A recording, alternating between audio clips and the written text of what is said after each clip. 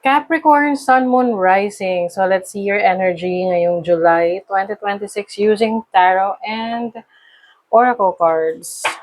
So this is a general reading. Pwede kayong makarelate dito, pwedeng hindi. Just take what resonates. Another reminder, I will not message you or follow you para mag-offer ng services. So mag-ingat kayo sa mga fake accounts and scammers. Kung gusto nyo ng private reading, just go to my website, mrqueenph.com, or you can book for a reading directly sa aking calendar, link on the description or comment section. Okay, let's see Capricorn, my fellow Caps. How's life? Kumusta ang buhay-buhay? Okay, tingnan natin. Sagittarius joy. Ooh, Sagittarius energy is about expansion, going on an adventure. So I think July for you is adventurous. Mas lalabas ka. Mas mag-enjoy ka sa mga outdoor activities. This can also be about learning. So pwedeng may mga exciting na pag-aaralan ka related sa iyong interest, no? Hindi anything. You also have the South Node, which is your past. I feel like meron kang i-close na chapter sa buhay mo, unfinished business, no? Kumbaga, ito yung nakabitin in the past na hindi mo pa siya matapos-tapos. And finally, you are closing that chapter in your life. And after that, dun ka makakaramdam ng happiness, dun ka makakaramdam ng freedom. Because finally, tapos na. Some of you, this is also about tapping into your abilities, yung talents mo, skill set, because the South Node is also about your skills, your expertise. So, maaring mas pagtitibayan mo ang iyong expertise to gain more happiness. Now, your overall energy is the Ten of Pentacles, which is abundance, stability in your finances. Some of you, meron kayong mga asikasuhin related sa mamanahin nyo, sa parents ninyo, let's say, bahay, lupa, properties. You also have the Seven of Cups. So, I think there are a lot of opportunities being opened up sa'yo. Ngayong July, may tendency lang na malito ka kung alin yung uunahin mo. Oo. So, syempre pag marami kang pinagsabay-sabay, hindi ka rin naman magiging productive actually, no? So, you just have to choose kung saan ka mas magpo-focus. Ano yung mas may bearing? Ano yung mas magiging profitable or worth it para sa'yo? Kasi hindi lahat ng opportunities na nasa harapan mo ay magiging favorable sa'yo. Kailangan lang pipili ka dyan. Minsan mahirap din mag-multitask kasi you have a little bit of everything. So, walang nag-excel, walang nag-move forward. So, mas maganda you have focus. Now, your challenge is the Four of Cups. As a challenge, minsan minsan parang you feel like you are not good enough, no? Parang minsan nagdududa ka sa sarili mong kakayanan na kung ano man yung nakukuha mo ngayon, you feel like parang kulang, that it's not enough. I mean, sometimes we can feel that, no? Lalo na pag masyadong mataas yung siniset natin na goals or a standard sa buhay natin. You also have the Nine of Wands. So, sometimes you become too hard on yourself. Na, let's face it, alam nyo naman mga Capricorn, sobrang, workaholic. Not because they really want to work, but because they want to build stability and structure sa buhay nila.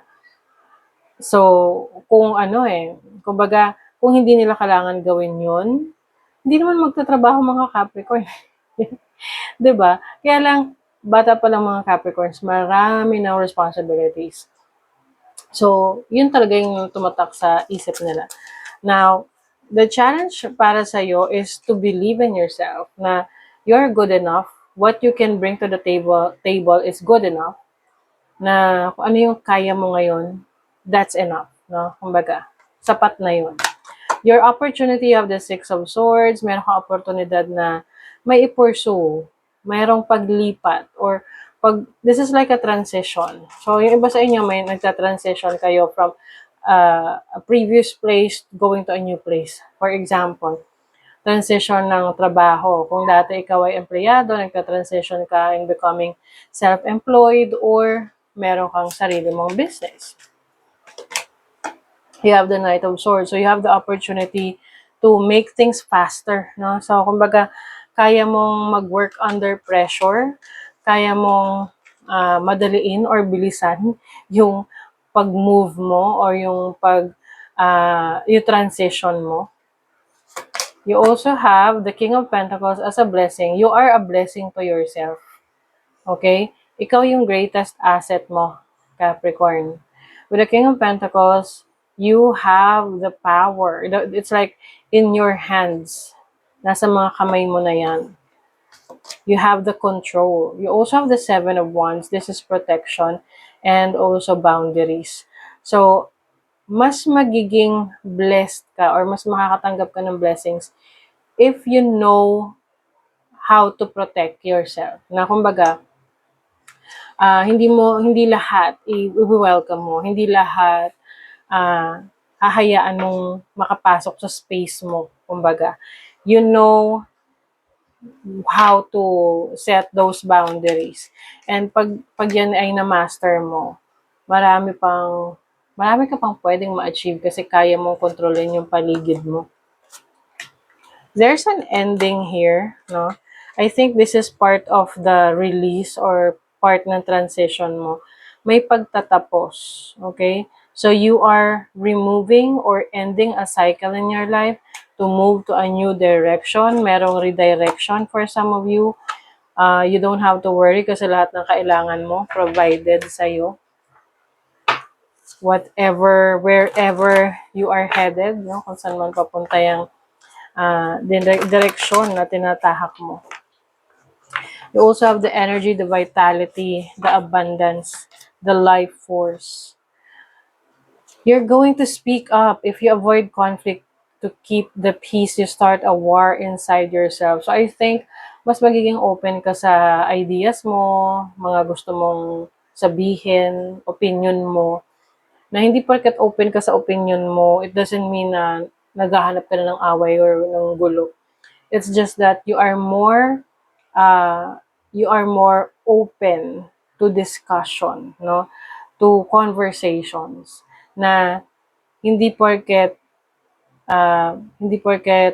mayroong mga taong magta-try na kontrolin ka or i-downplay ka dahil sa mga ideas mo, hindi mo nasasabihin. So for you, mas importante na nasabi mo yung gusto mong sabihin, na voice out mo yun, yung ideas mo, kesa naman hindi mo malalaman kung ano yung mangyayari doon once na inilabas mo. Kasi you'll never know na yung idea mo pala ay suportado ng iba at yun yung magbibigay sa'yo ng lakas ng loob na to make things happen for yourself, di ba? Na mag-take ng action. So, that is your reading, Capricorn. Thank you so much. See you again.